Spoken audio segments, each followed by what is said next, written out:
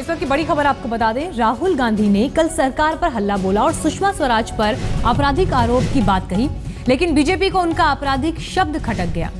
केंद्रीय मंत्री नितिन गडकरी ने कहा है कि राहुल गांधी को अपने शब्दों के लिए माफी मांगनी चाहिए और अगर वो माफी नहीं मांगेंगे तो उनके खिलाफ मानहानि का केस किया जाएगा।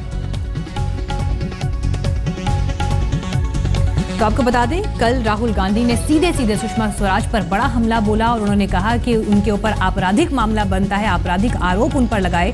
लेकिन आज इस पर बीजेपी ने पलटवार किया। केंद्रीय मंत्री नितिन गडकरी ने साफ तौर पर कहा कि राहुल की बात गलत है और उन्हें जनता से इस पर माफी मांगनी पड़ेगी, बल्कि अगर उन्होंने अपने शब्द वापस नहीं लिए तो उन पर उल्टा मानहानि का मुकदमा किया जाएगा।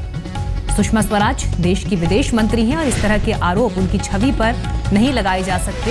ये बातें नितिन गडकरी ने अपने इस बयान में कही। राहुल गांधी ने क्या कहा था और उस पर गडकरी ने क्या जवाब दिया, आइए आपको सुनवाते हैं।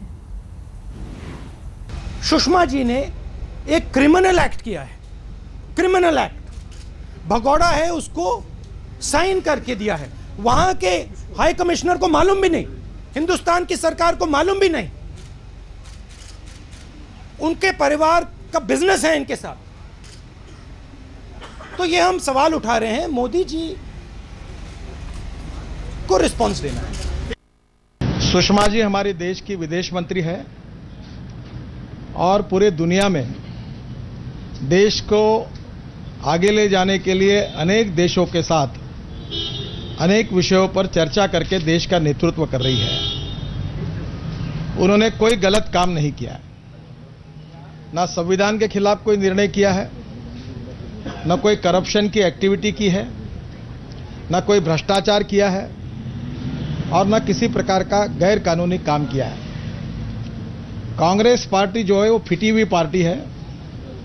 पूरी तरह से चुनाव में कांग्रेस पार्टी पराजित होने के कारण एक प्रकार से निराशा और फ्रस्ट्रेशन में है और इसलिए देश की जनता को गुमराह करने के लिए ऐसे बेबुनियाद आरोप कांग्रेस के नेता कर रहे हैं।